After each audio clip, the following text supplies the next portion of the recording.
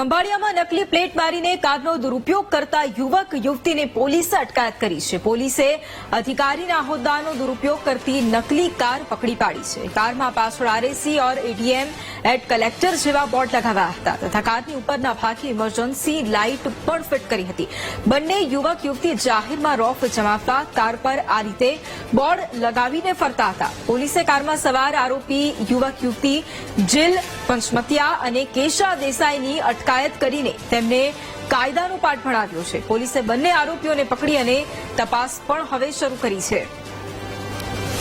સંવાદદાતા Ashok phone line પર છે। આજ મુદ્દે અશોક, ખંભાળિયામાં નકલી પ્લેટ મારીને કારનો દુરુપયોગ કરતા યુવક અને યુવતીની પોલીસે ધરપકડ કરી છે અને તેમને કાયદાનો પાઠ ભણાવ્યો છે। શું કાર્યવાહી કરાઈ છે?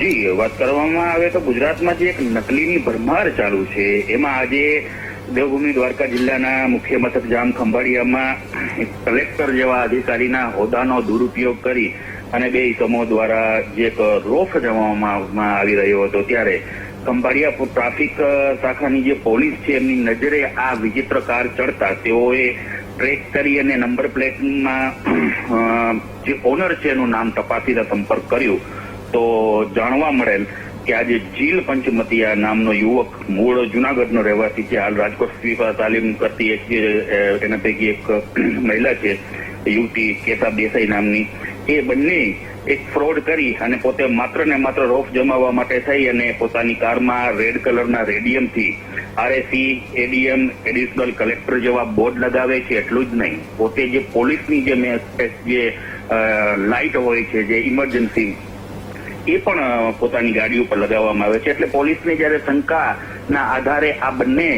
ઇસમોની ધરપકડ કરી અને અત્યારે ખંભાળિયા પોલીસ સ્ટેશન ખાતે ગુનો નોંધી અને આગળની કાર્યવાહી હાથ ધરવામાં આવી છે। જી વૈભવ। બિલકુલ, આભાર અશોક તમામ જાણકારી માટે।